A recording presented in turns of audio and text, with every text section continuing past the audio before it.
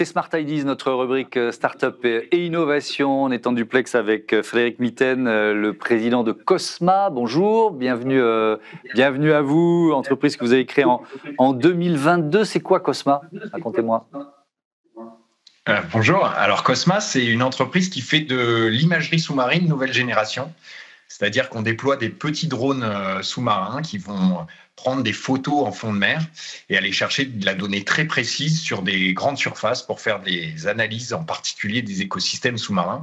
Mais ça sert aussi à plein d'autres choses. Et on va détailler ça. Vous êtes actif, la création de l'entreprise, mais vous avez commencé à utiliser ces drones depuis combien de temps et dans quelles circonstances? Le projet, il a vraiment démarré en 2023 avec l'Ifremer. Et en 2024, on a fait nos premiers projets côtiers commerciaux pour des compagnies comme Aegis, par exemple.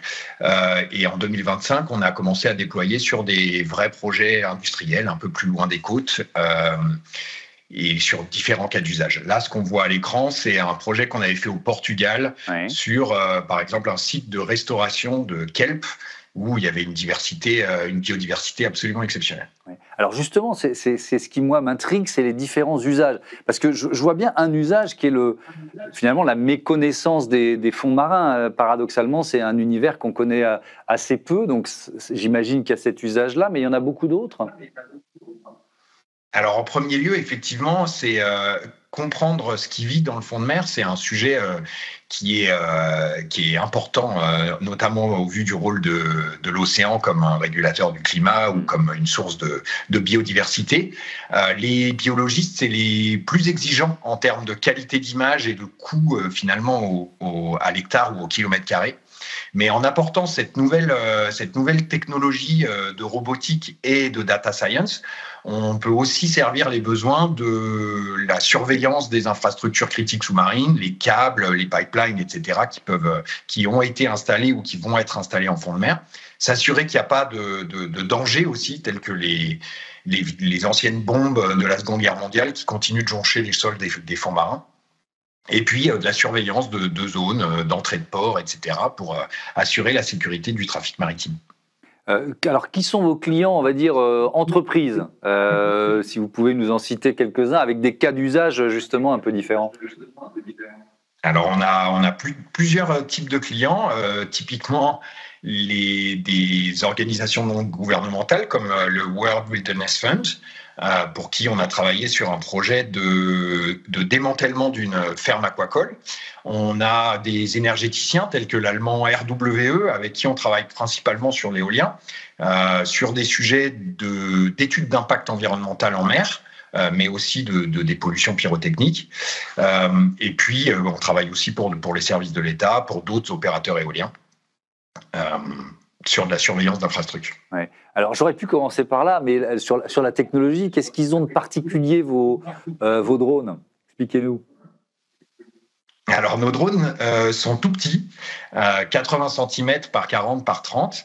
Ils naviguent très proche du fond. Et c'est ça qui fait la différence, c'est qu'ils vont établir un contact visuel avec le fond. Et ils sont suffisamment petits et agiles pour qu'on puisse en déployer plusieurs et que la solution soit ce qu'on appelle scalable. C'est-à-dire qu'on va pouvoir travailler à petite échelle, mais en mettant beaucoup de drones à travailler à plus grande échelle. Et ça permet d'avoir un modèle économique qui fait que ces données sont d'une qualité sensiblement supérieure à ce qui existe aujourd'hui, mais tout à fait abordable pour de grandes surfaces. Et vous les pilotez depuis un bateau, j'imagine la scène, c'est ça? Alors, effectivement, on ne peut pas en mettre beaucoup si on devait avoir un câble à chaque fois. Donc, c'est des drones qui sont non câblés. Et par conséquent, on ne peut pas avoir de communication électromagnétique avec eux. Donc, on communique par acoustique en essayant d'être le plus frugal possible dans nos communications acoustiques avec les drones de fond. Un dernier mot, il nous reste une minute, avec une levée de fonds annoncée récemment de 2 500 000 €. Quelle stratégie? La montée en puissance, j'imagine. Alors, jusqu'à maintenant, on avait vraiment bénéficié de beaucoup d'aides publiques, notamment de l'Ifremer en premier lieu, puis de la BPI via iLab ou les programmes France 2030. Et là, la levée de fonds, ça a quelque part validé la pertinence de notre modèle économique et du marché qu'on va servir.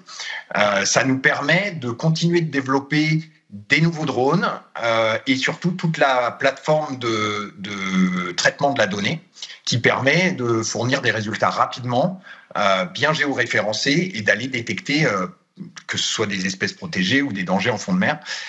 Donc maintenant, il s'agit de servir les besoins des clients et chaque projet prend du temps. C'est un monde où on installe des choses en fond de mer pour 25 ans.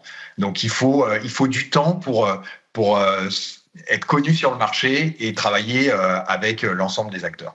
Donc c'est principalement ça que la levée est venue permettre. Merci beaucoup Frédéric Mitten et bon vent à Cosma. Voilà, c'est la fin de ce Smart Impact. Merci à toutes et à tous et à demain sur Be Smart for Change.